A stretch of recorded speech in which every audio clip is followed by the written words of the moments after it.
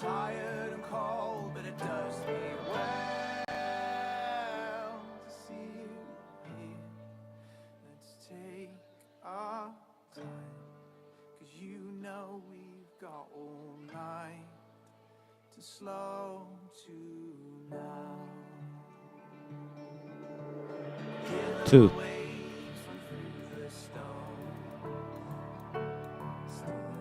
All right.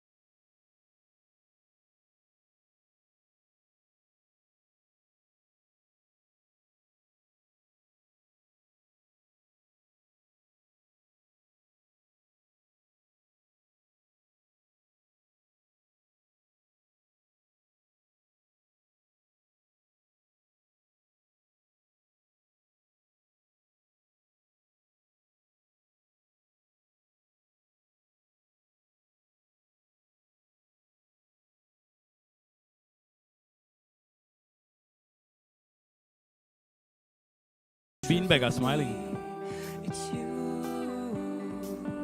Oh yeah. By the way, ladies and gentlemen, we are live on Facebook right now. So if you want to get your friends, anyone who actually wanted to attend the session and couldn't, you can actually tell them to go into Magic's Facebook, so they can actually watch the whole session live. And also, the Facebook Live is open for you to ask questions as well. Just in case you are shy and you don't want to hold the mic and ask the question. So you may ask the question in Facebook Live later on to the panel speakers.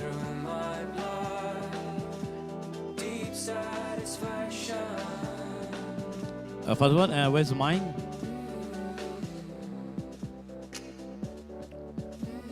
Can I make an order as well?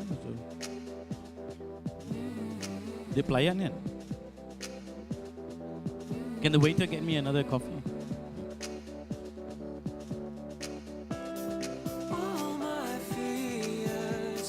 Since Mr. Michael don't want it, yeah, I think I'll take the coffee. Okay, that's mine. Thank you. Hey, Sharifah, wait. Oh, you need it.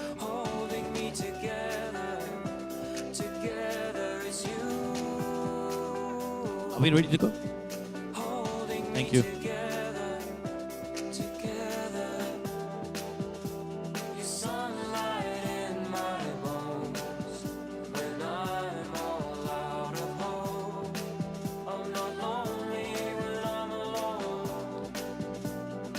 Yeah, please don't ask questions now because we're already on Facebook Live. So ask questions after the panel are done talking, after the whole discussion.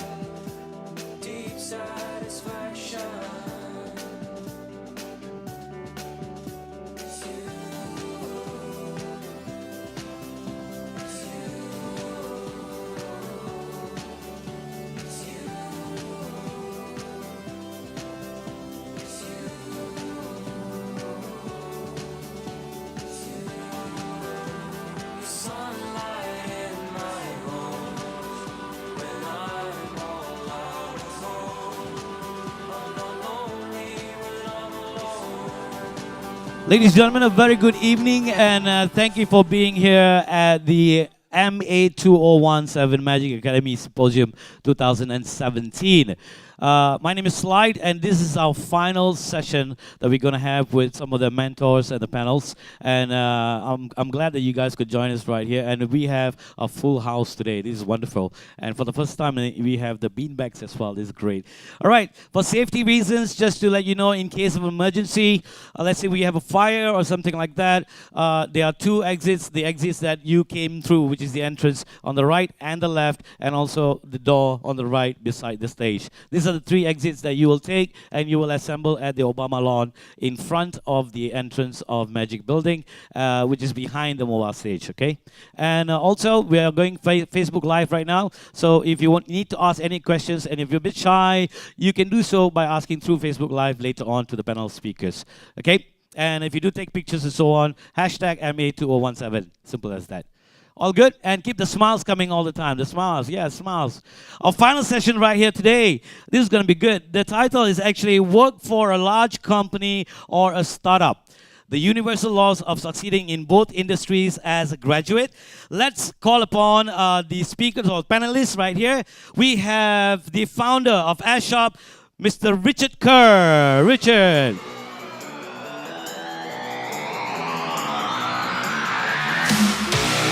The Program Manager, Community Department from Magic, Khairul Mazwan.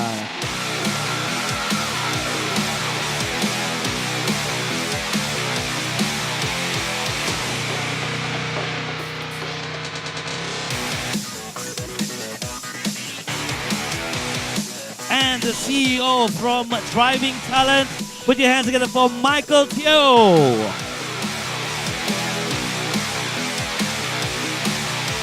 Michael Teoh is the moderator. He's the moderator.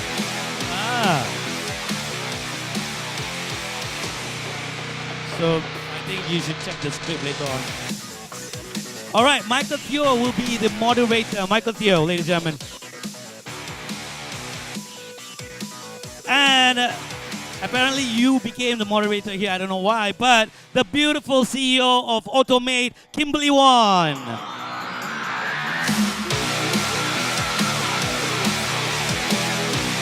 Thank you.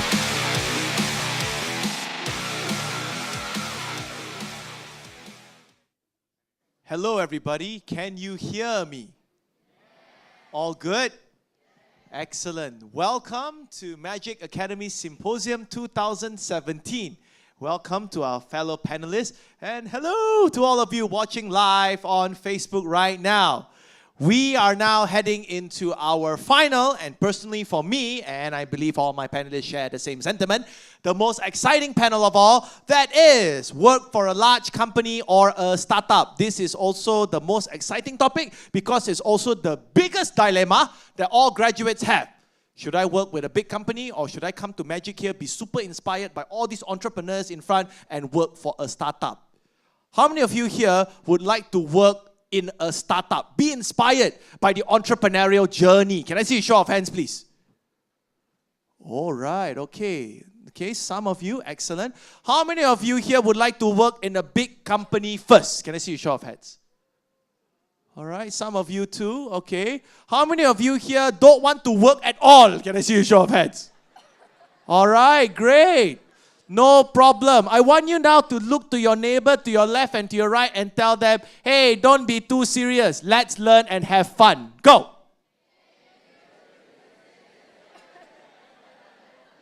All right, guys, ladies and gentlemen, make some noise. Excellent. Give yourself a huge round of applause. We're going to start our forum right now. And for all of you watching, yes, clap your hands as well. Be in the energy. Be like all these people here.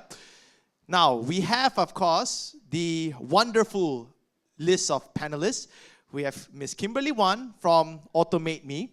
We have Mr. Richard Kerr from AirShoppr. Yes, AirShoppr. There you go. So now everyone remember AirShoppr. Okay. And then, of course, Khairul, Mazwan. But I'll be honest. Can I be honest with all of you? It's so hard for me to call this last panelist here, Khairul Mazwan, because I've known her for close to 10 years now, and I've always been calling her Kak Juan. So she's very nice, you know, she works with Magic, you know, and again, Magic made this possible. They made this forum possible today. Can we give a round of applause, a huge one, for the people at Magic, and all of you back home too. So we have our three panelists right here. Okay, now, my first question that I would like to ask is, what would your advice be? Now again, this question is extended to all three. If we have some of our ladies and gentlemen here, and those watching at home, if they are now at a crossroad, oh, kena buat keputusan yang amat mustahil dalam hidup kita. Adakah saya nak bekerja dengan startup atau adakah saya akan bekerja dengan syarikat gergasi? What would your advice be for them? If let's say a person comes up to you now and say, what should I do? Let's start with the person who works a lot with universities, if I may. Kak Juan, please. Khairul Mazwan from Magic. Please give her a round of applause.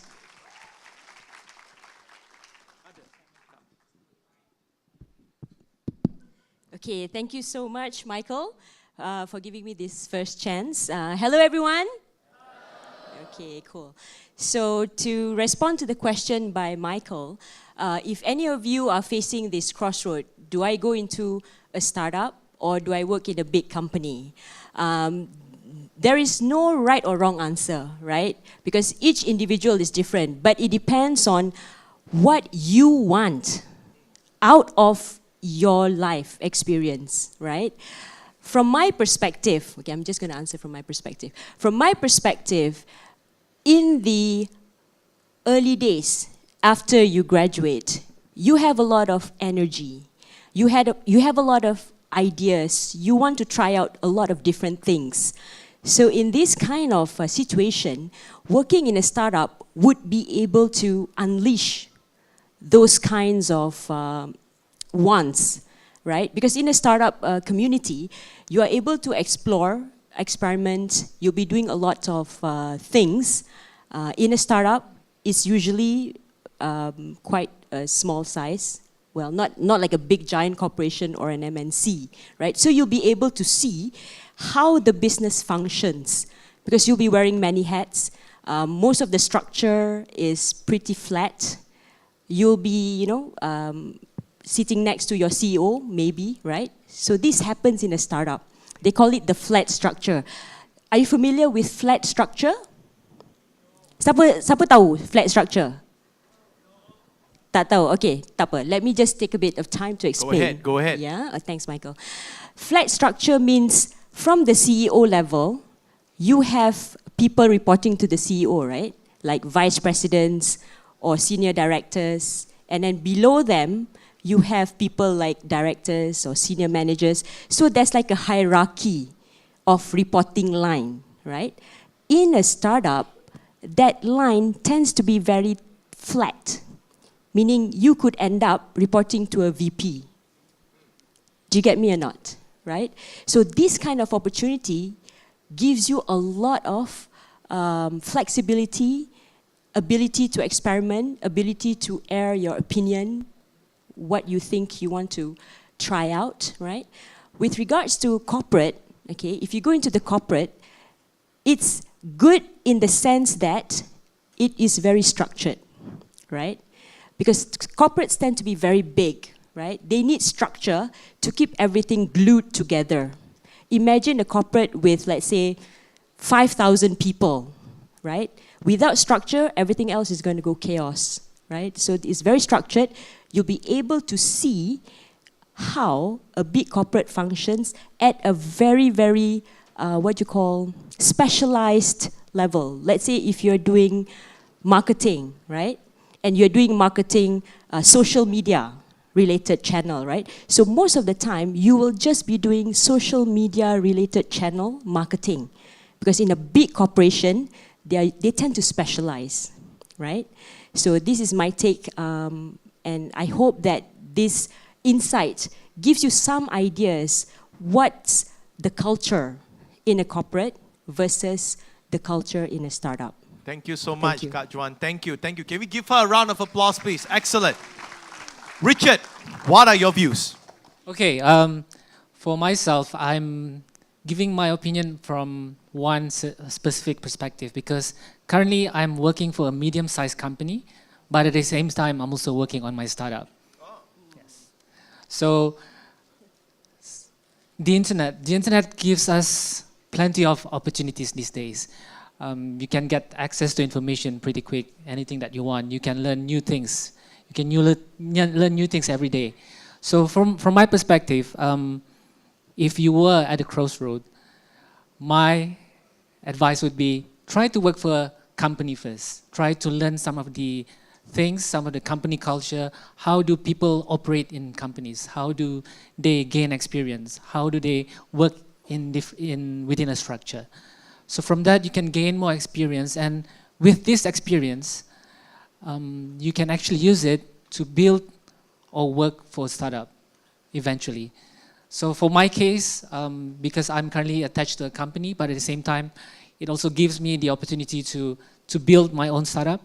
So it does take time. I need to focus on a lot, on two different things. But then if anyone says that you should be only focusing one thing, they might be true. But sometimes it's usually related to their limitation and not yours. So that's why for my case, I'm continuously working in a company to try to learn as much as possible and try to apply both sides, whether for my startup or whatever I learn from my startup, I apply in my day job. Excellent. Kimberly, go ahead. Hello, everyone. Isn't she lovely? So I actually have a very different take to Richard, simply because with Richard, he has gone from a corporate structure to actually a startup. But from my personal experience, I've never been in a corporation. I went directly from finishing university straight into a startup where I was the only employee for 8 months and I did everything that you could imagine. And then I started my own company after that. And the thing is that you should be very true to yourself and look at your strengths. When you're finishing university, what are you good at? Is there something that you're skilled at already that you've loved, that you have a passion for, that you think you could take to the next level and you would want to learn in that field? Or are you not sure? And if you're not sure, do you want to try a bunch of things, different experiences, things in operations, things in sales, marketing? Because in situations like that, you should go into a startup. You should go into a startup and learn, because you will be thrown into the deep end of the pool and you would have to actually do everything. And it would be a very steep learning curve for you. That being said, I also understand that you have to look at it in a realistic manner. Not everybody who finishes university, after they finish university, are able to support themselves straight away. And sometimes financial security plays a large role in your life. And in situations like that, sometimes going into a corporation is also wise, because you get that security and you get to learn in peace with peace of mind. Whereas when you go into a startup, you will not be able to get such a high pay straight away, but the chances are you will learn a lot more in a lot diverse departments and structures and areas. So it's really a matter of where you are. Are you financially secured? Do you think you can take maybe a year, 2 years to be a little bit cash strapped, but to learn a lot? Or do you feel that you need the structure and a little bit more financial security, in which case it would be wise to take down a corporate road maybe for 2 or 3 years and learn, just as what Richard had done, and then start your own startup. Because then you have more connections, you have some financial security, and you won't be as stressed about money, and be able to actually take on the next part of your life or next chapter. Thank you so much, Kimberly. Can we give a round of applause for our panelists so far for being so confident? All right, rather intimate as well in sharing your advice to these young people right here. Now, my next question to you is very interesting. As young people, graduan kat sini, ya, we are very fearful of making the wrong decision. Sometimes, with all the campaigns and the stories we have heard about entrepreneurs succeeding, kita juga nak jadi usahawan, betul tak? But kita takut nak buat salah. We are afraid to make mistakes, right? So when we want to work, if let's say lah, katakan kita nak bekerja, nak start kerja dengan startup, what are some of the criteria in your opinion that these young people should look out for when they want to select a startup that they want to work with? Right? I think to put you in more perspective, right? I think I'm just going to throw both Kimberly and Richard here on the spot, okay? Why should these young people work with you? What can you offer them as the startup entrepreneur? Don't you think it's good for them to sell to you now? And to sell to you, oh, come on, I'm pretty sure if you want to give a resounding yes, you say yes. 3, 2, 1, what do you say? Yes. Excellent. All right, here we go. Why should they work with you? You are startup entrepreneurs. So in your opinion, when they want to select that first job to work in a startup, what are the criteria that they should select for? Which I hope you memang want them to work with you lah. It's like you pitching to them. So please, anyone. Richard, you could start. Kimberly, you could start. Anyone. Kak Joan, I'll come back to you in a moment's time. I think I'll let Richard start first. Oh, there you go. All right. Okay. After working for so many years, you get to interact with so many people of all ages, of all different experience. But ultimately, at a workplace, all you want to have is a good relationship with your colleagues or with the co-founders. So from here, if I were to hire somebody for my team, I will always look into the personality more than the skills. Because skills can be taught, but personality or the quality of the person cannot be taught. Okay, for example, because I used to work in Beijing, China for a long time. So one of the projects that I've worked on is to hire people for a call center. So there was this American company, they set up a call center in China. So they wanted to serve American customers. So apparently you need to be able to, understand English. You need to be able to speak properly to the American customers. So during the initial stage, when we did the hiring, we took the approach of getting people who have the good IT skills and with some English skills. So when we went live during the first 2 weeks, it was a disaster. Do you know why? Because they were not able to understand the customers. Although they have very good IT skills, but they were not able to respond to problems that were reported by the customers. So eventually we took a different approach. We said, we're going to find somebody who have good English skills, who have good personalities, but the IT skills, we did not focus on that. And then it worked wonderfully because we were able to teach them the IT skills, but with the good personality that they have, and then the customers were satisfied and we were able to get more customers after that. All right. Kimberly, go ahead. Well, from my point of view, for me, the reason I would believe you should work with us is actually because we are respectful people. I think respect is a very important characteristic and trait that everybody should have. And the good thing about being in a startup is that if you prove yourself to be reliable, if you prove yourself to be dependable, take initiative, you will be given the opportunity to do a lot more. For example, if you're in a startup, if you're working with us, and we see that you're flourishing in a certain area, we will give you that opportunity to move up. We will give you that opportunity to work with people directly above you, and that's something that's very difficult to come by. Right. If you're in a corporate structure, I can tell you very honestly, from what I've discussed with people and a lot of individuals, when you come in, you have to take 1 to 2 years to get promoted up. 1 to 2 years. Now, that is not a long time when you look at it in this, in the long term where you're working for maybe 30, 40 years.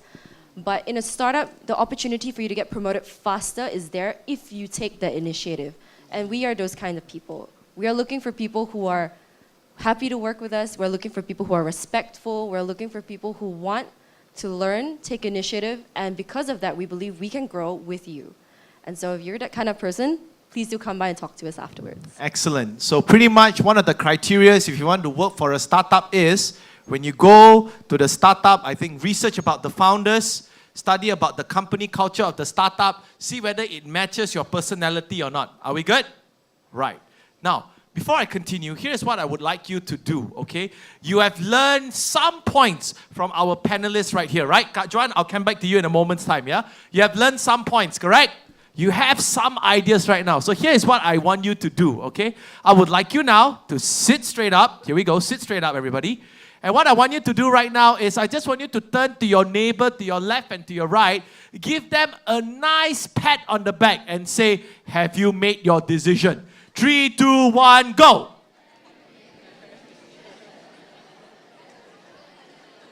You know what, ladies and gentlemen? Well done. Give yourself a huge round of applause.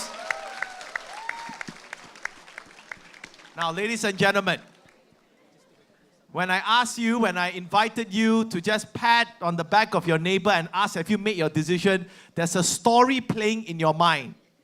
Ada cerita tau. Cerita ni is, after you have heard what Kimberly, what Richard and what Kak Juan has shared so far, some of you already have a story. You're thinking, is startup for me? Is startup not for me? Dah ada dah. I'm not asking you to tell us the answer.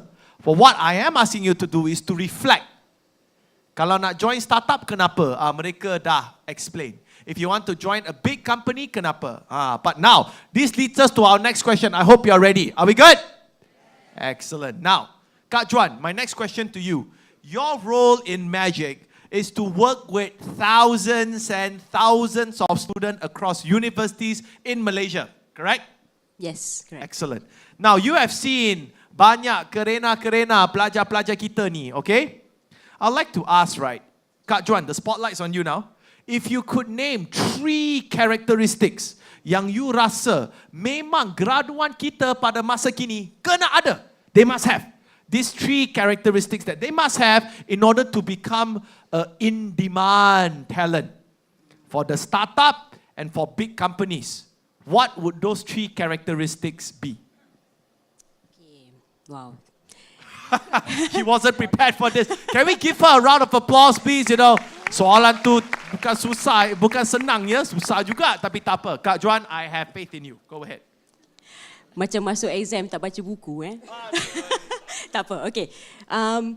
Limited to 3, yeah, Michael? Limited to 3. That means the 3 main focus. Fastest, 3 fastest thing that come through your mind. Okay, sure. First thing first is you must have initiative, right? Nowadays, let me give you a classic example. If you see a rubbish in front of you or at the side, do you just walk past it or you pick the rubbish and put it somewhere? What do you do?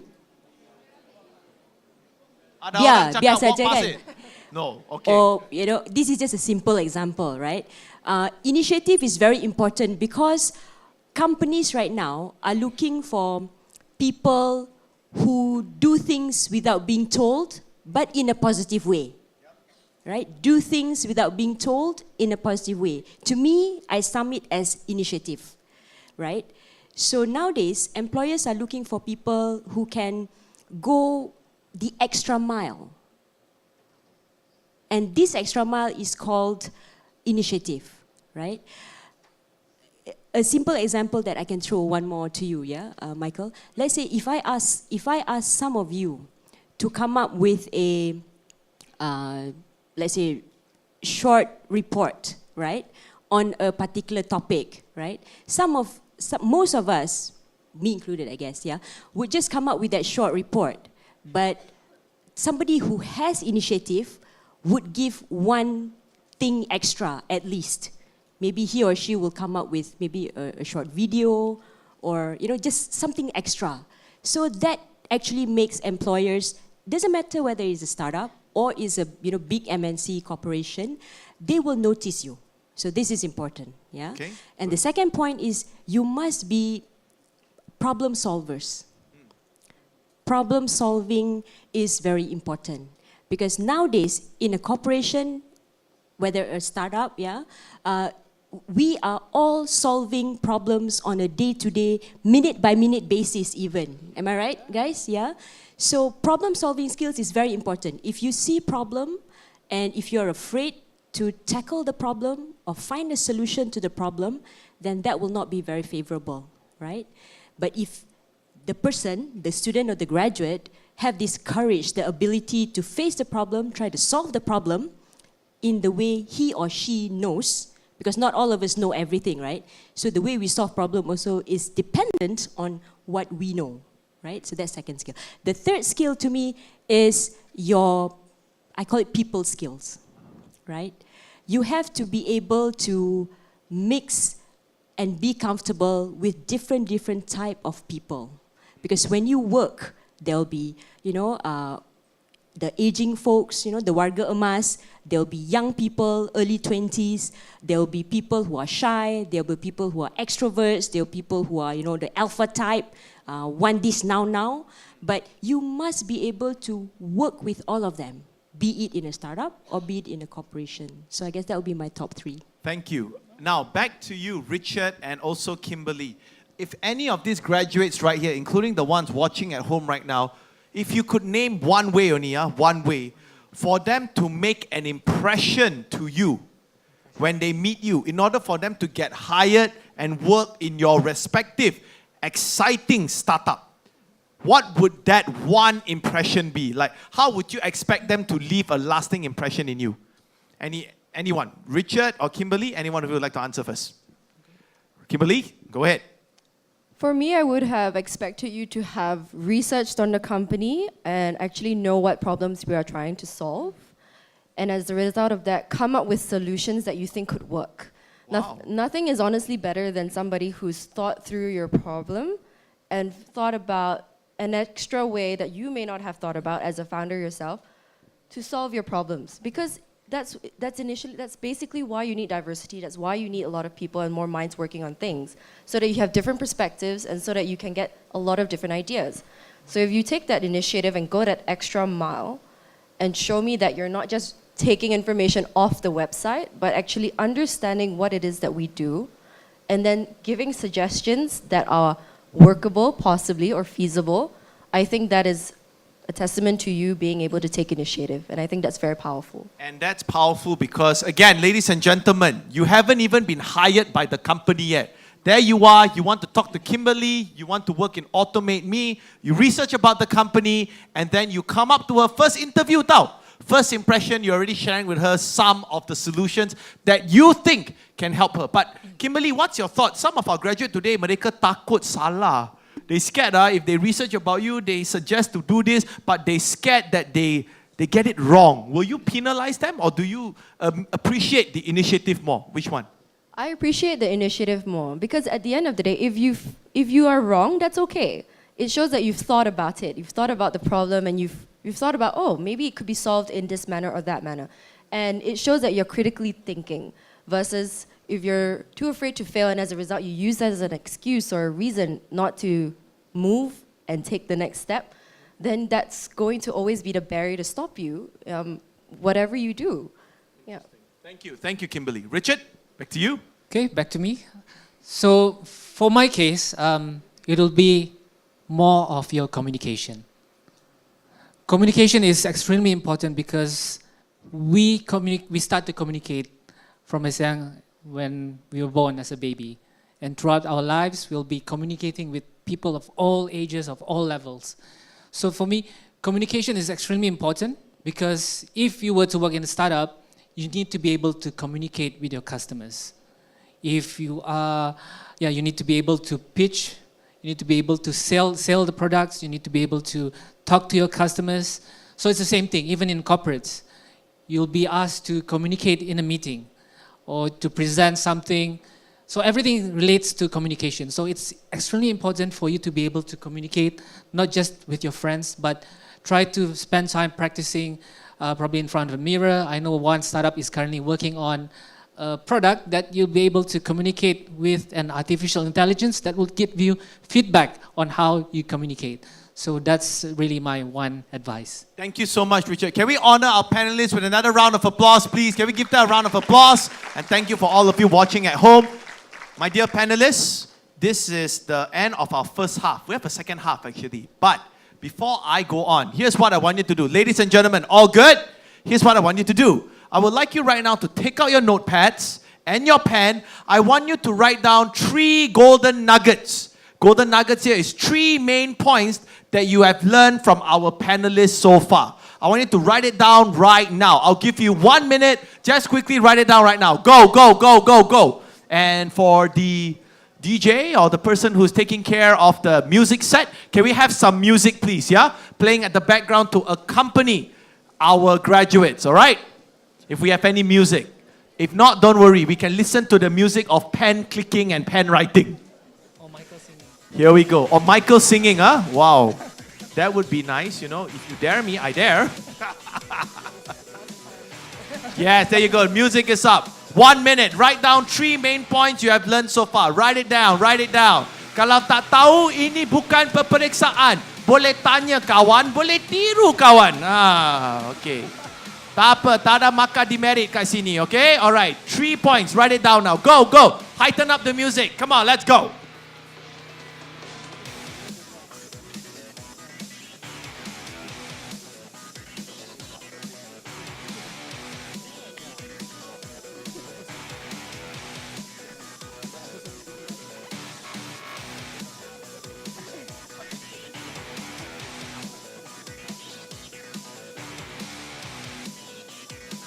Okay, tuliskan ya, tuliskan. 45 more seconds. Time flies when you're enjoying yourself. Here we go, here we go, here we go.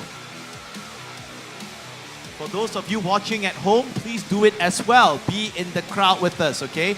Can all the panelists, can you just look to the camera and smile at everybody there? Hi.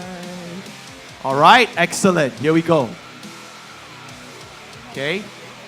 30 more seconds. Cepat-cepat saja. The first 3 points that come to your mind, write it down. Here we go.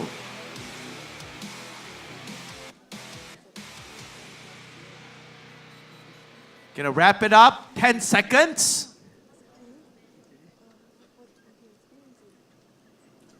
5, 4, 3, 2, 1. All good, ladies and gentlemen?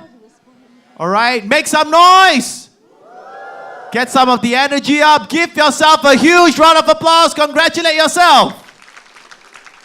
Now, here's the one thing I would like to invite you to do, okay? Turn to your partner, to your left and to your right, and just tell them, stay on. Let's continue learning. 3, 2, 1, go.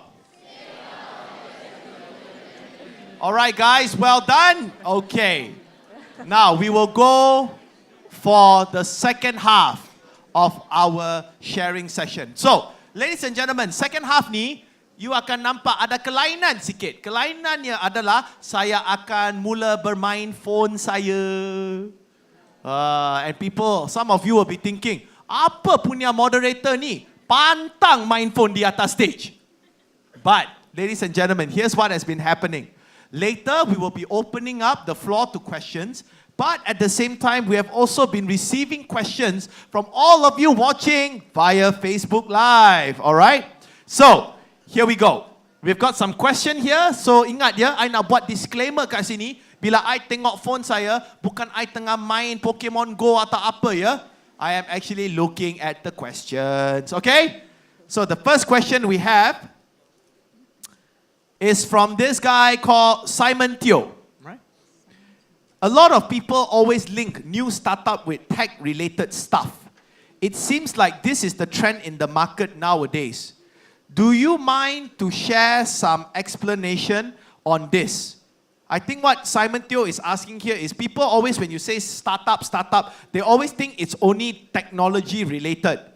Do you agree that it's only technology related, or startup can be other things as well? I think I would extend this question to only one of the panelists. Anyone would like to pick it up? Go ahead. Go ahead. All right, Kimberly, can we give a round of applause for Kimberly, please? Very nice. Here we go. So the actual explanation of a startup is a company that's supposed to grow very quickly. And to be able to achieve this sort of growth, it could actually be many types of businesses. However, the reason why it's associated with technology very closely is because of the influences that we have. You know, we've got Silicon Valley influences, we've got all these technical startups making big news. You've got Google, you've got Facebook, you've got Amazon, and everybody is tied to technology. Now, I believe actually that a startup is something that grows fast and is tied to technology. And the reason I say this is because if you are a small business, you could be starting up, but you may not be growing as quickly. You may be capturing a smaller market, but you're not capturing a wider market, which a startup is aiming to actually do. To get explosive growth, to get a lot of customers in, to validate your idea. And so I do think that they are very interlinked in that sense. So I hope that answers. Thank you, thank you. Next question for you, Richard, I believe. It comes from Zhao Wei Kim. Thank you again for your question. Will globalization and advancement of artificial intelligence affect the future employment landscape in Malaysia in the next 10 years? Should we be worried? And if so, how do we remain relevant to the market? Richard. Okay, so artificial intelligence, I actually attended a talk yesterday at Magic around 5 p.m. Artificial intelligence is evolving. It's getting better through technology and through research. Should we be afraid? I think we should not be afraid yet. Because for Malaysia... I like it how you put yet. Exactly. So for Malaysia, for example, we still rely on a lot of manual labor, on a lot of things. Just one example, if you go to a restaurant in Malaysia, you still need to order manually, you still need to rely on a waiter or waitresses, whereby in some countries they have started implementing technology that you don't even have to rely on waiters to get orders for your food. So in terms of AI, as I said, in Malaysia, maybe it's already in the process, it's already happening. Because the things that we're looking at, we're already experiencing right now is, for example, chatbots. Chatbots that you talk on, say, for example, on a Facebook page. Usually if you approach or start a conversation on a Facebook page, it might not be necessarily a real person talking to you. It might be a chatbot, for example. So we are going into that direction, definitely. And what's ever happening around the world, that will definitely pull Malaysia into that direction.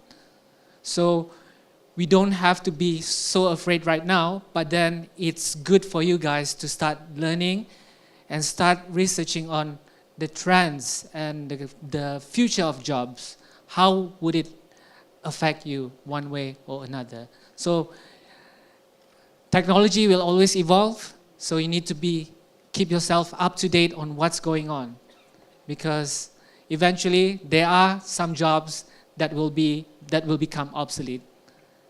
Okay? Right. Thank you so much. Kak Juan, the next question is for you from Noor Maslin. Thank you again for all of you watching on Facebook Live.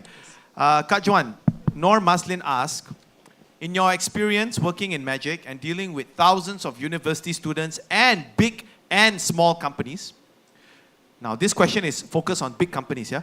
What do large companies prefer first? Do they prefer graduates with better results, for example, CGPA 4 flat?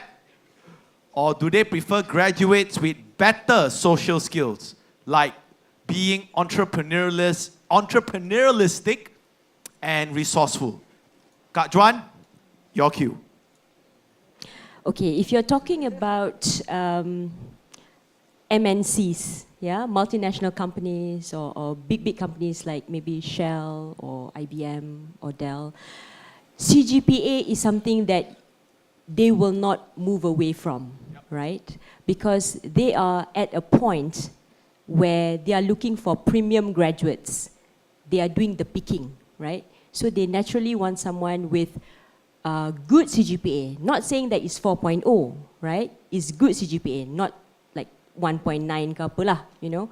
But there is a trend that we have observed where this attitude, these social skills is also very, very strongly evaluated in the MNCs, right? So they are looking for things in your resume such as, have you volunteered into any projects? Do you understand about people relationships? You know, through volunteering, you can meet different types of people, so you acquire that skill. Or have you led a team? Have you gone into any competitions? So these are the things that is not mandated by the faculty or by the CGPA, but they are looking for what else is there to you. But CGPA is important. You can't say that, you know, no need to look at CGPA, but just focus on social skills. No, I don't think that will work either. So you just have to strike a balance and look into those social skills, people skills, attitude, volunteerism, and I think that is what most big companies are looking for. All right, thank you, Kak Juan. Thank you to the panelists. Can we give them a round of applause, please? Excellent. You know, some of you, I know you're sitting there thinking, I have never exercised my palm so much. Now I've been exercising so much today. Keep clapping my hand. But great, we want to create some energy around here. Now, ladies and gentlemen, I am going to throw this opportunity back to you, where you would now have an opportunity to ask our panelists this question. But before we do that, here's the one thing I would like you to do. I would like you now to just, sit up. Let's create some movement. Let's create some energy around here. I would like you to turn to the person next to you, just not left and right, next to you, just as someone you're comfortable to, and talk to them about a question that you may have for the panelists here. Are we good? So I'll give you 30 seconds, 3, 2, 1, talk to the person. Go!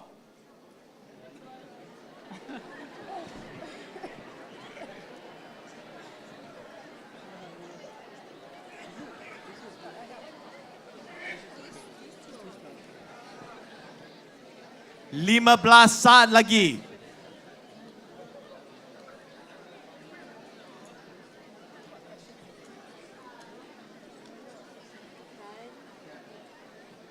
Lima saat lagi.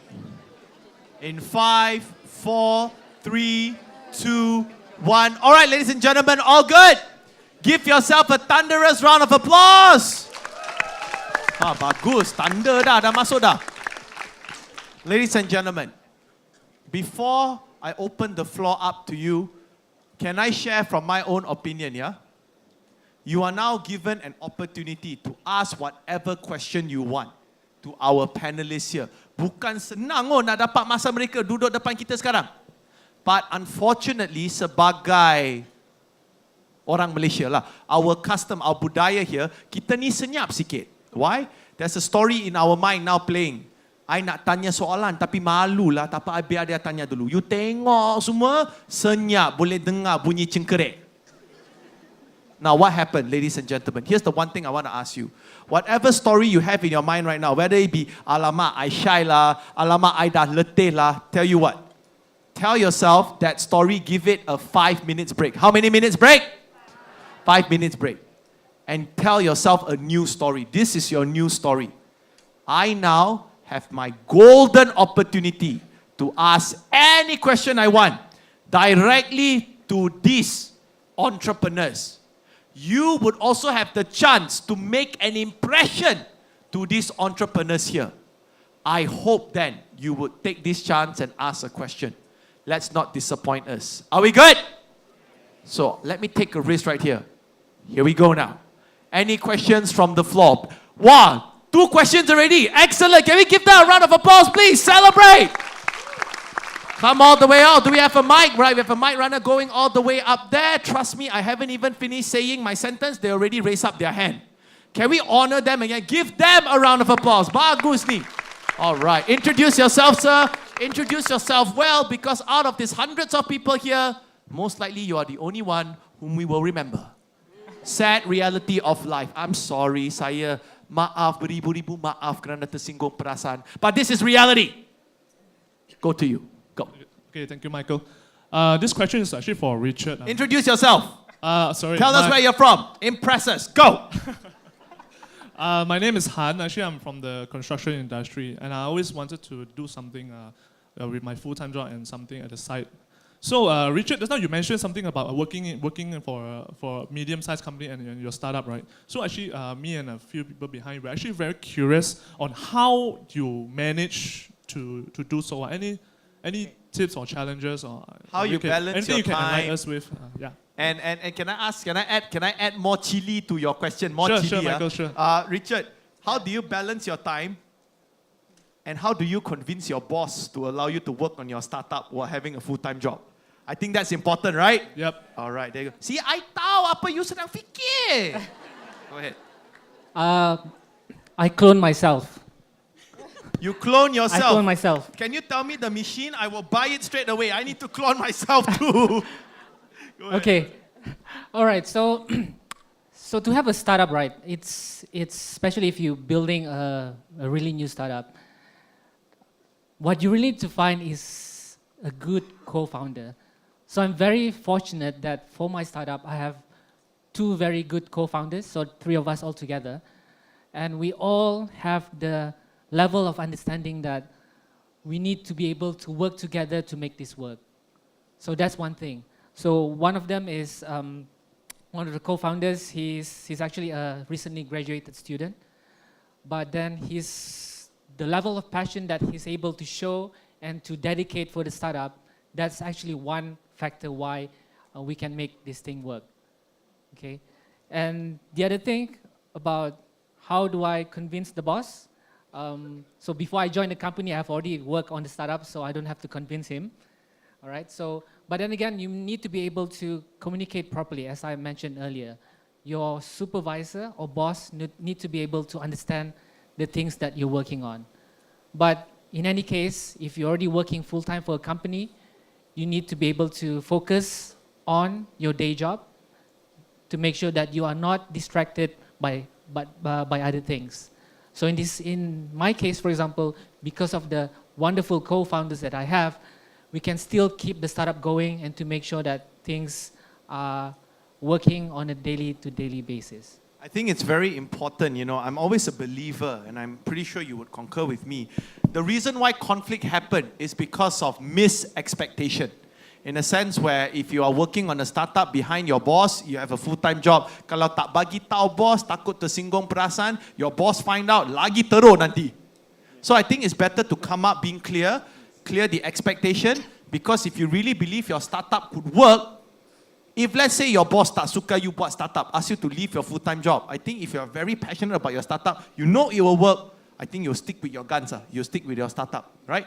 Would you say so, Yes, Richard? totally understand. Yes, sir? Agree. Excellent, great. Now, I thought I want to open the question to Kimberly as well, but Kimberly will pause you for a while. Reason being because I want to honor the second action taker at the back. Can we give a round of applause, please, to our second questioner? Yes. Introduce yourself. Hi, my name is Simon. Actually, very coincident because the question I actually plan to pose it to Kimberly. Okay, as you mentioned, let's say fresh graduates, after they join a large company, and you can see large company normally they come with a very nice package where indirectly you have good incomes, and has a human nature, a good income will lead to a better quality of life, which is increase your commitments. Then once you're already comfortable with all these things and you are stuck in a comfort zone. So it's a challenge for that person to get up from a comfort zone to go for a startup. So do you mind to shed some lights in these matters? Thanks. Yeah, I think that's a really great question, because for me, having not actually gone directly to a corporation and gone straight into startup, the difference between what I was having to spend on a day-to-day basis when I was in university didn't differ too much. And I didn't end up overspending my money in the first place.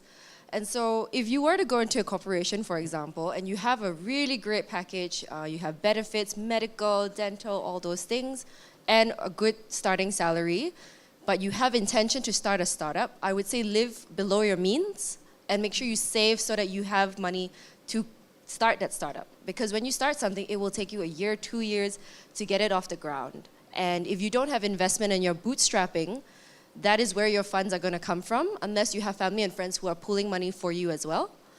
Otherwise, please do spend and live below your means, because once you go that high, it is very hard to come back down. Once you've driven a very nice car, sometimes you don't want to go and change into like a smaller car. So I think as long as you are aware of that and you know what you are going for in the future, in the next 3 years, 5 years, you will know how to allocate your funds and adjust accordingly. Yeah. I think it's also very important just to share, and I echo what Kimberly has mentioned here. At the same time as well, if you decide to join a startup or a big corporate, at the end of the day, you have to come and ask yourself, what is your happiness? Ada kalanya, when you join a big corporation, they give you the package, it's very nice. Sure, it's no doubt very nice. You can afford better car, better houses, great. But then you have to ask yourself, are you relating your happiness index with that of materialistic items? Maksudnya, only a Porsche car can make you happy. Because sometimes I've seen there are people who join startups because they are pursuing their passion. Sure, they cannot drive a Porsche car in the next 2 years, but at least they know they are pursuing something they love to do. Are we all good? Something I thought I wanted to share that over there to also share a perspective. Kak Juan, you have been waiting. Dengan sabar ni kat sana. Now we have a question. Oh, by the way, opportunity knocks, yeah? Any more questions from the crowd? Raise your hand, please. Oh, bagus. Ada lagi. Fantastic. Ada dua. Fantastic. Okay, you pause for a while. We remember you. Sir, you with the grey tie. Fantastic. And sir, you with the black jacket. There you go. Well done. Okay, but before we go to you both, which I think according to our time, we only have time for maybe you both later, but never mind. Now, Kak Juan, there's a question from Facebook. Is it possible that the big MNCs will be working with Magic to boost the employability of the graduate? This question came from Chun Hon. Kak Juan, your response. Okay, let me just recap on that. Is there a possibility of MNCs working with Magic? With Magic to boost the employability of our graduates. Right. Inilah masanya. Promote Magic. Go. Okay. Actually, Michael, Magic has been working with big corporations. We have an initiative called the Corporate Entrepreneurship Responsibility, or CER, where we work with big corporations to come up with challenges that we can throw to the entrepreneurs to solve, or to the startups to solve. One example is that we are working with Sunway Group, and they're looking into the transportation of the future. So it means that big corporations have certain problems, or they're looking for certain things or product or services for the future, and they're actually trying to get ideas and solutions from the startups, who are usually quite, creative, and they are usually cutting edge as well. And when we work with the corporations, they will give some funds to be given to the startup that has the best idea, probably opportunity to prototype it alongside with a big corporation. And when that happens, right, naturally it will open up more jobs. Yes. So indirect benefit, or we call it the benefit to the rakyat, is if the startup is doing well, then naturally they'll be hiring either programmers, or they will need help to launch that project or to do that prototype, right? But on the other side as well, we are working with corporations because there is interest, I think universally, not just in Malaysia, that big companies are looking for very entrepreneurial graduates. Betul. Right? That's right. Have you heard of the word intrapreneur? Intrapreneur means the people who are working inside the corporations are very entrepreneurial. They solve problems, they're creative, they do more with less. So these are desirables even to big MNCs. So it's not a losing end, right? So for us at Magic, we do welcome working with the corporates. And if any corporates are interested, please come and say hello to us. Because we would like to, work with corporates and get students to be more entrepreneurial, indirectly benefiting them in the future if they hire someone entrepreneurial into the company. Excellent, Kak Juan. Can we give them a round of applause, please? Can we have some mic runners, please, to the gentleman right there with the grey tie? Yes, introduce yourself, sir, making an impression. Well done. My name is Said. I'm a student from MSU. Okay, I think, in my knowledge, it's hard to find the information on financial performance of startups. So my question is, how is it for me to find if it's the startup successful or not? Wow, okay. I repeat. So yes, I got your question, sir. All good. So it's how do you find information about the startup to see whether it's successful or not, so that you can decide whether to join the startup or not? Yes. Because the last thing you want is to join a startup that is dying, right? Yes. All right. Okay, excellent. Can we give him a round of applause, please? We have one more question to the back. One more question to the back. Tadi ada lagi satu. Oh, sudah sembunyi. All right, one more question to the back. Is there one more question to the back? Yes? Yeah, hello. Yes, introduce yourself, sir. Yes. My name is Nahyan. I'm from Magic here. This question is open for anyone who would like to answer. In your opinion and from your experience, what are some of the misconceptions people have about working in large companies or startups? Right, so his question was, what are some of the misconceptions that people may have working in a big company versus a startup? And I'm going to reserve that last question for Kimberly because she looked at me with a very warm smile. I think she has a lot of good answers for that. For the first question, where how do you look for information if a startup's business is healthy or not? Any thoughts, Richard or Kak Juan? Please, anyone. Okay, I can start first. Okay, so in Malaysia, right, there are a lot of different news portals that usually update on what are the most happening startups, what are the emerging startups which are available in Malaysia. So it's not that difficult to find those kind of information. However, another way of really checking on the status of the startup is actually going to their website and also checking their Facebook page or the social media. Usually if you hear or see a lot of buzz, that usually it means something positive. It can be negative as well. But then that's really one way to see the indication. So for example, a startup with a good Facebook page, for example, doesn't necessarily mean it has a lot of likes, but you will be able to see the level of engagement or level of interaction that you see within a Facebook page post, for example. If I've seen a lot of startups with huge numbers of Facebook page followers, but then whenever they post something, there's really no one responding to the post, or you don't see any interaction at all.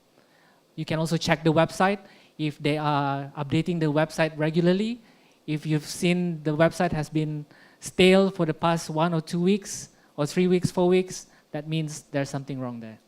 Okay? Right, good. So you don't have to look at the financial performance of the company. Oftentimes you're looking at how the company portrays itself to the public. All right? Excellent. Kimberly, please. Your question. So what are the misconceptions between working in a startup towards working in a big company? That's a really tough one. That's a really tough one, huh? Perhaps I can help you, okay? Yeah, ada chance nak tolong. Okay, so please, okay, half-half, yeah? Half-half. Okay, there's a reason why I can help Kimberly, and I'll share with you all later. Please, Kimberly, go ahead first.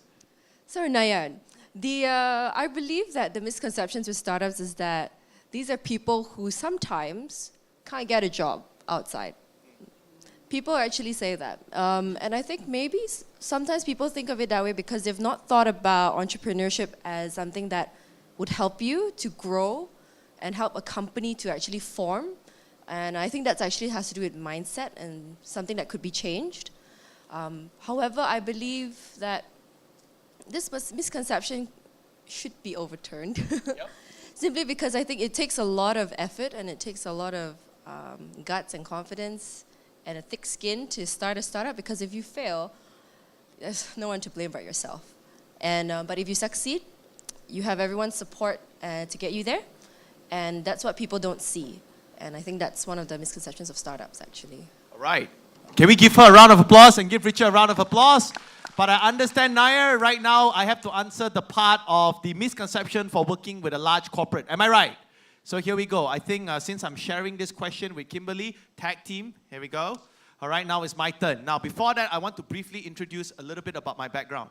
I have worked in a startup before. I have also started my startup. I have also worked with Fortune 500 companies before. I also sit on boards of Fortune 500 company. In fact, I now run a startup that is helping Fortune 500 companies like Microsoft, Oracle, SAP, General Electric, Sony, Intel to develop their young leaders. Are we good so far? Okay, so I hope this qualifies me to share a bit, all right? Yay, gembiranya. Okay, now, here we go. Misconception of corporate. Again, I am not representing a big corporate, but I can share with you sekadar pengalaman sendiri, okay? All right, first thing first. A lot of graduates come to me, Michael, I want to work in a startup. I say, congratulations, bagus, yay. They say, yeah, I don't want to work in big corporate. I say, why? And they say, big corporate, you go in there, you do little job. You do little job, you don't learn a lot. The leader don't even know you. Big corporate, yeah? I think that's the biggest misconception. I believe when graduates go in, like I work with pretty exciting companies, Oracle, SAP, Microsoft. I can tell you the leaders I work with, they are more than happy to teach you, to mentor, and to educate you. Their only problem they share personally with me is, student tak tahu tanya. Students only do what they are told. They don't take initiative, like what Kak Juan has mentioned. They are recruited in, starting as intern, management trainee. All they do is, this is my job description as an intern and trainee. Itu saja saya buat. How to ajar you? I think the most important thing they share with me is take initiative. There's this saying, people join a job for the company, but people will stay in the job because of the people. And trust me, there's a lot of misconception. With all respect to our startup founders, including myself. Startup too, yes, as Kak Juan mentioned, is very flat. You can learn straight from the boss. And even if you don't take initiative in a startup, you would either be removed and fired immediately because the boss cannot afford you to not take initiative, or number two, because it's so flat, you are bound to learn from the boss. Boleh semua. But when you're working in a big company, it's a lot of structure, which is good, structurized things. This is up to you to ask your boss what you want to learn, what you want them to share with you. Also remember one thing.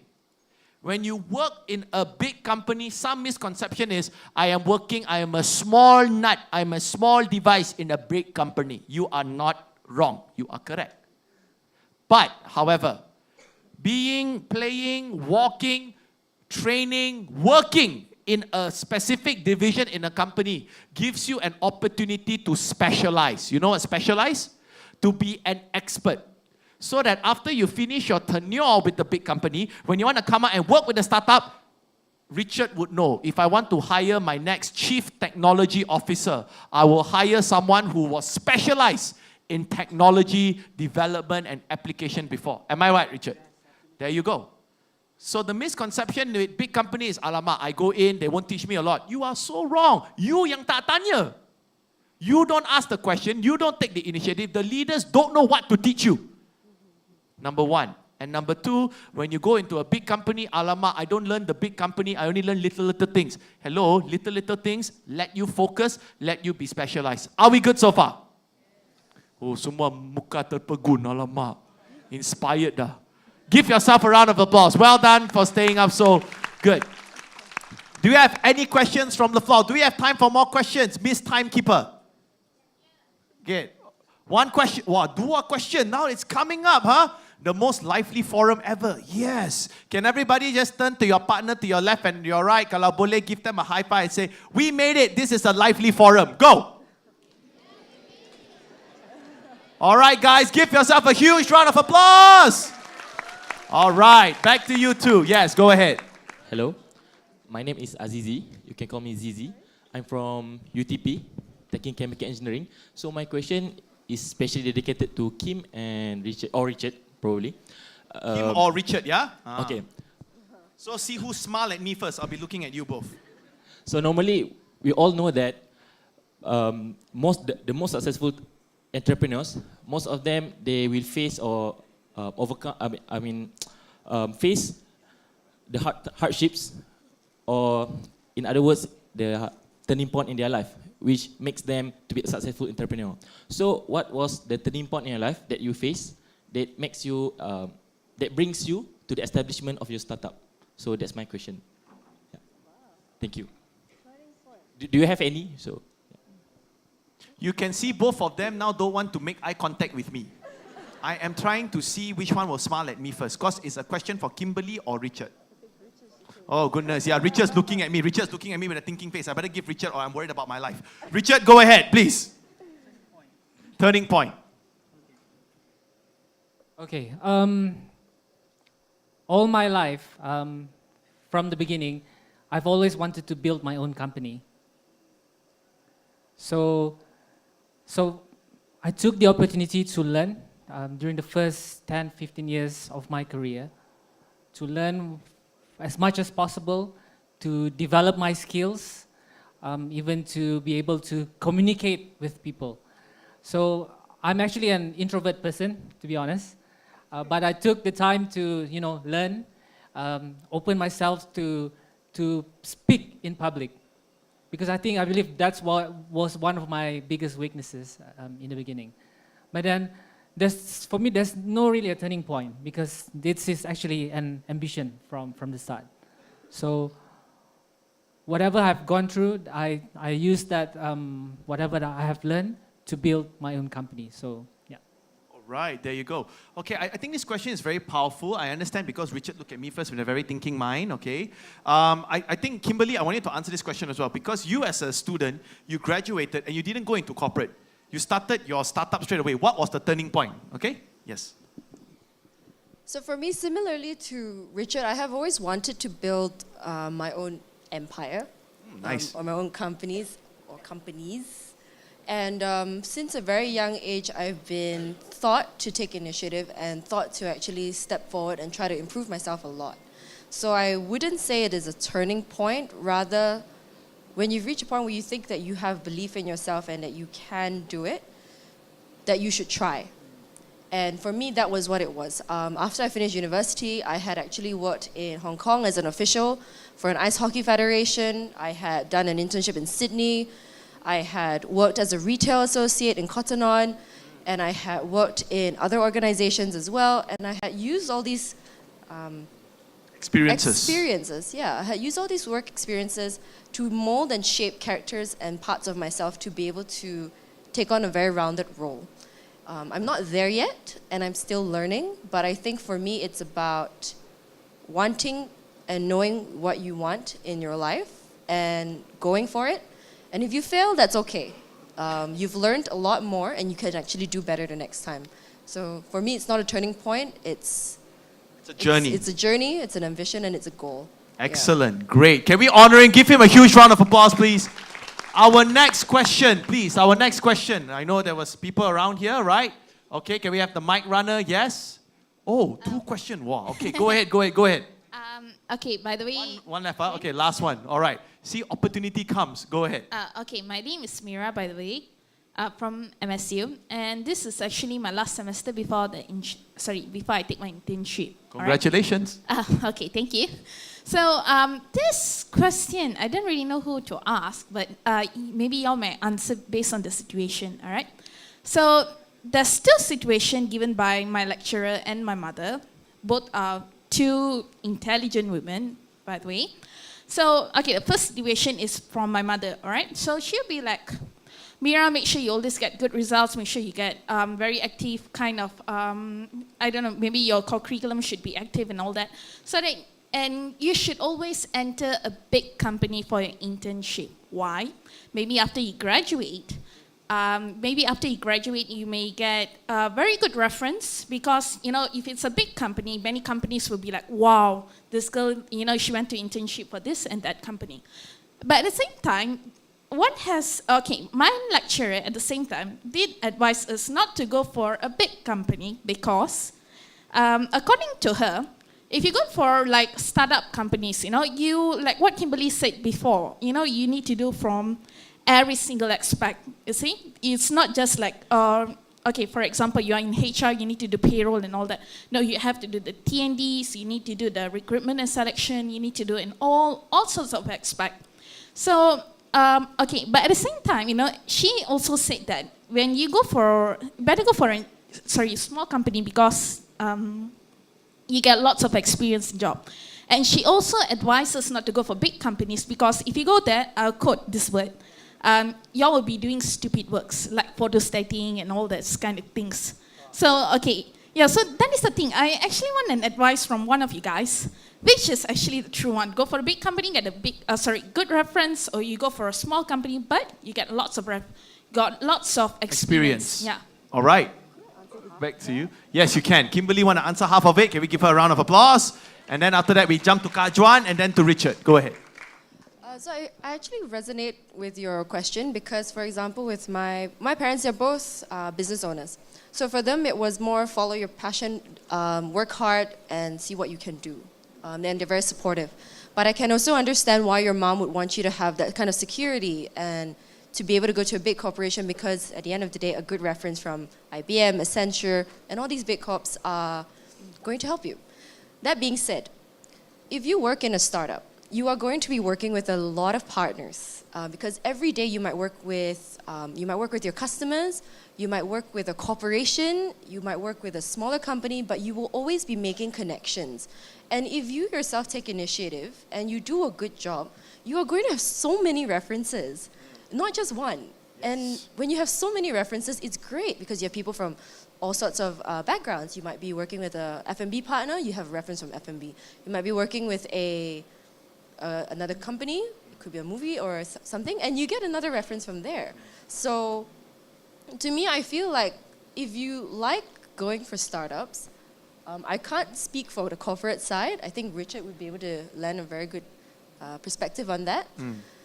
But you can actually make your own way. And because you're working in a startup and you have that variety of experiences, the people you meet as well would be high-level people. And they would be coming from different organizations, having different backgrounds, and they could actually connect you to more people and vouch for you, which is essentially what a reference does and is for. Thank you. Thank you, Kimberly. Excellent, excellent. Yes, Richard, please. Yes, can I answer that as well? Yes. My advice, you might want to try go for internship at a startup, just like what Kimberly said. You know why? Because nowadays, big companies, multinational corporations, they are going for startups. They want to work with startups because huge companies, because of their size and the amount of people within the company, it takes ages for them to change. It takes ages for them to make improvement with the company. So that is why the trend nowadays, you see a lot of these huge companies, they want to work with startups because it gives them opportunities to innovate. It gives them the opportunity to make changes with the company, or even gives them the opportunity to acquire certain companies or small startups. So from this angle, because the nature of your job, working in a startup, you are, as Kimberly said, you'll be interacting with all bunch of people, especially with the leaders of the companies. So you tend to meet the CEO of a big company who are interested to work with a startup. So this itself gives you some credentials for your career. Can I just share a perspective right here to all of you? I think at the end of the day, references is very important. But personally for me, I believe it's also how you sell yourself. I'll give you an example. 2010, I wasn't even running my own company. I didn't even have a startup, but I decided to form a project team with a group of young people. And we were there to crowdsource close to 32,000 Malaysian youths' views on where should the country be heading to in the future. Are we good? So when we did that, what happened was we produced the report. We then had the opportunity to present the report in London in a youth conference where the report was given to people like Sir Richard Branson, Sir Bob Geldof, Tan Sri Tony Fernandez. The report was even given to our Prime Minister, Dato Sri Najib. Now what happened was, after I came back from London, I told this young team, now they didn't work in a startup. I didn't even have a startup. It's just a project that a group of volunteers have nothing better to do, come and do. What happened? I told this young member of mine, I said, her name is Bernie. I said, Bernie, you may have been involved in this project voluntarily, but guess what? When you sell it to people, not sell it, I didn't sell the report, when you sell yourself, you want to pitch yourself to people, pitch yourself this way. My name is Bernie. I've had the great opportunities to work on this One Young World Youth Report that we crowdsourced 32,000 youth's view from Malaysia to actually plan out the road back for Malaysia's growth. And this report has been given to the Prime Minister of Malaysia, to billionaire Sir Richard Branson, to AirAsia founder Tan Sri Toner Fernandes, and I am so proud to be a part of this project where I was the designer that designed the report. Now, she didn't work in a startup, nor did she work in a big company. She was working in a volunteer project. But the way she sold it got her so many job offers, not in Malaysia unfortunately, but in Singapore and the US. And today she's the proud company of, if you go out to the Magic Foyer right now, she's the owner of the company that actually draws all those sketches of speakers. She is the girl. Sorry if you're watching, I know I'm embarrassing you, but it's a true inspiring story I wanted everyone to know. In the end, it's not whether you work for a big company or a startup, even though a startup is important, but it's how you sell yourself from the experience. And with this, I believe we have time for one more last question at this side. Here we go. Yes, your question. It's a very general question. Okay, I'm Navita. I'm from Management and Science University. I'm actually doing Bachelor in TESOL. My question is, to work with you, which will be the prioritical course? Which are only the course related to business or entrepreneurship, or anything than that? You mean to work with entrepreneurs, must we take our major in entrepreneurship or business, is it? Yes. Is that important? No, I mean that yes, but is that TESOL also can join you? Is TESOL? Yeah, because TESOL. we're doing TESOL. Yeah. TESOL, yeah? Okay, Is there ladies any and gentlemen, for requirements? your information out there, TESOL is a examination program that helps you assess your level of your English proficiency. In a sense, it's supposed to assess the level of how you communicate, how you write, how you present in the English language. Am I right? Are we good? So, with someone graduating with a business degree, is having a TESOL, that means good credibility in English language, proficiency, important for you all to consider hiring them, please. For startups, yeah? Being hired by startups, right? Or companies? Anybody, wow, anybody. Here we go. Yes, Kak Juan. She makes her return. Give her a round of applause, please. Okay. Right. So you're studying TESOL right now as a degree, right? And you're just wondering whether TESOL is good enough for you to get employment opportunity in either startups or big companies. Yeah? Okay, it actually, you can look at the type of jobs that are offered inside that big corporation, right? Some of those jobs requires very, very high proficiency in English language, which is your strength, right? So you have to go and look into that kind of level, right? Definitely, there will be opportunity for someone with TESOL to work in either big companies or even in a startup. Because startup, do you know who's coming out with those websites, those write-ups, those advertisements, those hashtags, right? People who are very proficient in the language, right? So if TESOL graduates are interested, then they just need to look into those type of vacancies or positions and what are the core strengths required for that particular position. If it's language, if it's English, go for it. Definitely they will be looking for people like you.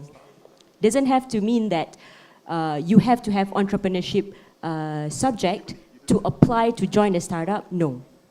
Because the core skill that they're looking for is English, and that is your contribution towards the job or the startup. Right? I hope that answers the question. All right, excellent, well done. Any more views? No? Okay, all good. Can we give them a round of applause?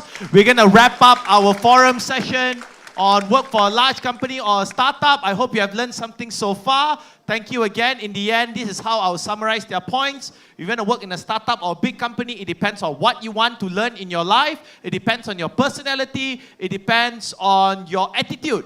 And most importantly as well, it depends on how far you want to grow. Work in a company, learn the structure. Work in a startup, learn the dreams. In the end, it's never too late. Both can still cross paths. By the way, can we give another huge round of applause for our panelists, please?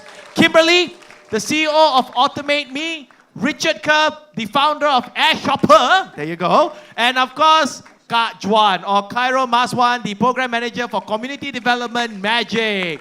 By the way, ladies and gentlemen, before I go, 1 minute. Yeah, I know timeout already, I know.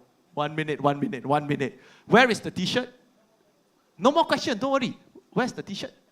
Can you throw one for me, please? All right. Nak baling. Ladies and gentlemen, this is a limited edition magic t-shirt. I want to share something with you before we depart. And the thing I want to share with you is this. In life, take initiative.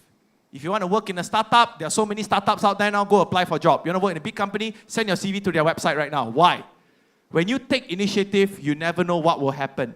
Because for all of you who asked questions just now, this limited edition t-shirt by Magic is yours. So facilitators, go and distribute to them. Thank you again. This is Michael Teoh here, founder of Thriving Talents, wishing you all the best. Thank you, panelists. Thank you, Magic. Thank you. Thank you, Michael, and thank you so much to the panelists right here, Mr. Richard, Ms. Kimberly, and also Ms. Khairul, Mazwan, for a wonderful session that we had. The final panel discussion of MA2017. So, for those who have asked questions earlier on, please put up your hands so our staffs could actually pass you the T-shirt. And one more important thing, I'm looking for One Ismail. One Ismail, are you here?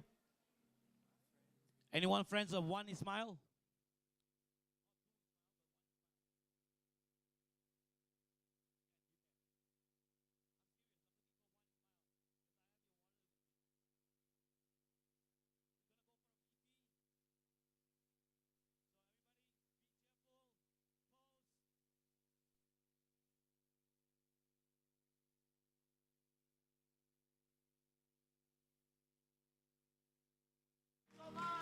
Thank you, Michael. So, seriously, I am looking for One Ismail. If you do know One Ismail, please let me know so we can pass this to him. So, the wallet is with